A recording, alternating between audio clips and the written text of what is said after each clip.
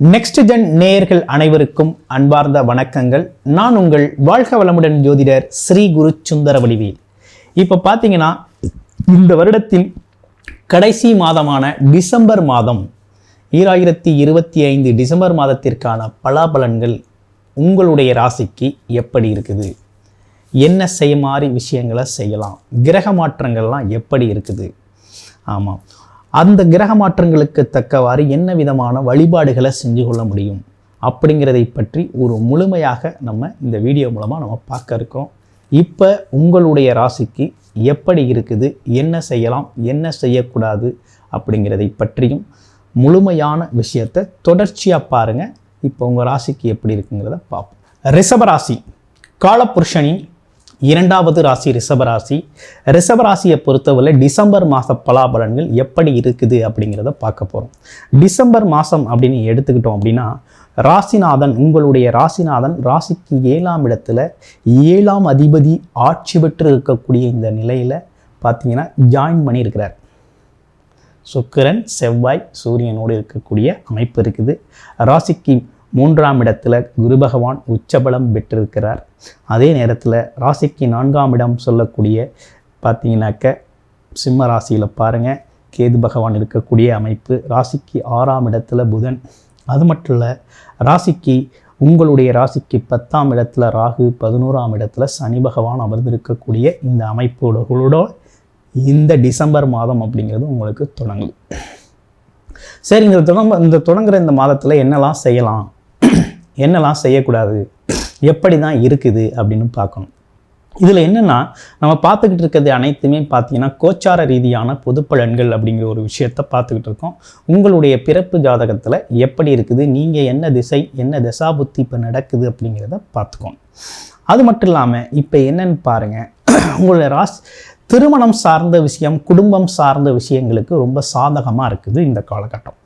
அதாவது திருமண ஏற்பாடுகள் செய்கிறாங்க, திருமணம் ஆகலை அப்படின்னா திருமண ஏற்பாடு அப்படிங்கிறது ரொம்ப சிறப்பாகவே வரணமையக்கூடிய அமைப்பு உண்டாயிருக்கு. அடுத்து பாருங்கள், ஒரு தொழில் தனக்கோ தன்னுடைய மனைவிக்கோ ஒரு தொழிலை தொடங்கி வைக்கணும், அதாவது வருமானத்திற்கான ஏற்பாடுகளை செய்யணும் அப்படின்னு சொல்லி நீண்ட நாள் திட்டமிட்டிருந்தீங்க அப்படின்னா இந்த காலகட்டத்தை பயன்படுத்தி செய்யலாம். ஏன்னா தொழில் அமைக்கிறதுக்கு ஒரு நல்ல காலகட்டம், ஜாயிண்ட் பிஸ்னஸ் பண்ணுறதுக்கு ஒரு நல்ல காலகட்டமாக அமைஞ்சிருக்குது.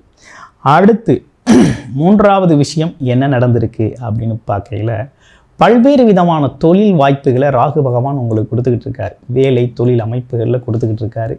நீண்ட நாளாக ப்ரமோஷன் கிடைக்கல, வேலையில் அடுத்த லெவல் போக முடியல, யாரும் என்னைய மதிக்கலை அப்படிங்கிற ஒரு சூழ்நிலை இருந்துச்சு இல்லையா, அது நல்ல மாற்றம் ஏற்படுது. அதுக்கு பார்த்தீங்கன்னா உங்களுக்கு நல்ல ப்ரமோஷன் கிடைக்கக்கூடிய ஒரு அமைப்பு அப்படிங்கிறது உருவாகிருக்கு. உயர் பதவி, ஆளுமை பதவி அப்படிங்கிற ஒரு விஷயம் உங்களுக்கு கிடைக்கக்கூடிய ஒரு தன்மை அப்படிங்கிறது கிடைக்கக்கூடிய அமைப்பு உருவாகிருக்கு. அடுத்து எழுத்துக்கணிதம், அதே நேரத்தில் ஒரு இடம் வாங்குறது, கொடுக்கறது, வீடு இடம் பூமி சொத்துக்கள் வாங்குறது பண்ணுறதுலாம் கொஞ்சம் பேப்பர் டாக்குமெண்ட்டுகளை வெரிஃபிகேஷன் பண்ணிக்கிட்டு நீங்கள் வாங்கக்கூடிய அமைப்பு அப்படிங்கிறது இருக்குது. ஆமாம், இதில் என்னென்னா 3ஆம் இடத்துல இருக்கக்கூடிய குரு பகவான் எப்படி இருக்கிறாரு அப்படின்னா உச்சபலம் பெற்று அவருடைய பார்வை அப்படிங்கிறது பார்த்தீங்கன்னாக்க உங்களுடைய ராசிக்கு அவருடைய பார்வை அப்படிங்கிறது 7ஆம் இடத்துல விழுகுது. திருமணம் சார்ந்த விஷயங்கள், தொழில் சார்ந்த விஷயங்கள் நல்லா இருக்குது. அடுத்து வெளிநாடு வெளியூர் போகிறதுக்கு ரொம்ப சிறப்பாக இருக்குது, பயன்படுத்திக்கங்க. அடுத்து லாபம் சம்பந்தப்பட்ட விஷயம், அதாவது புகழ் கௌரவம் அந்தஸ்து, விட்டு போன புகழ் கௌரவம் அந்தஸ்து இதெல்லாம் கிடைக்கக்கூடிய ஒரு அமைப்பு இருக்குது. ப்ரமோஷன் அப்படிங்கிறது உறுதியாக உண்டு வேலை செய்கிறவங்களுக்கு. அரசு துறையிலோ அல்லது ப்ரைவேட் செக்டார்லேயே வேலை பார்க்கக்கூடியவங்களுக்கு ரொம்ப நல்லா இருக்குது. அதுலேயும் குறிப்பாக மார்க்கெட்டிங் துறையில் இருக்கக்கூடியவங்க அப்படிங்கிறதுக்கு நிறைய விஷயங்களை சாதிக்கக்கூடிய ஒரு தன்மை அப்படிங்கிறதும் உருவாகிருக்குது. இதில் கவனமாக இருக்க வேண்டிய செக்டார் எது அப்படின்னு பார்த்தா 4ஆம் இடம். அதாவது குடும்ப வாழ்க்கை, அது மட்டும் இல்லாமல் வீடு வண்டி வாகனம் சம்பந்தப்பட்ட விஷயத்தில் கூடுதல் கவனம் எடுத்துக்கணும்.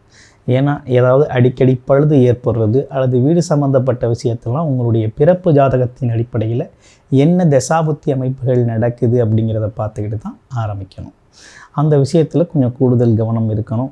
கணவன் மனைவி சார்ந்த விஷயத்தில் கூடுதல் கவனம், அதே அக்கம் பக்கம் பேசுகிறது பழகிறது சார்ந்த விஷயத்தில் கூடுதல் கவனம், கொடுக்குற வாக்கில் கூடுதல் கவனம் அப்படிங்கிறது எடுத்துக்க வேண்டிய அவசியம் அப்படிங்கிறது ஏற்பட்டிருக்கு.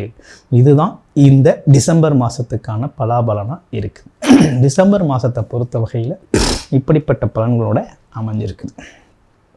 உங்களுடைய பிறப்பு ஜாதகம் தொடர்பான தகவல்கள், கூடுதல் தகவல்கள் தேவைப்படுது அப்படின்னா டிஸ்பிளேல தர நம்பருக்கு கால் பண்ணி அப்பாயின்மெண்ட் ஃபிக்ஸ் பண்ணிக்கிட்டு நீங்கள் பார்க்கலாம். அல்லது வாட்ஸ்அப் மூலமாக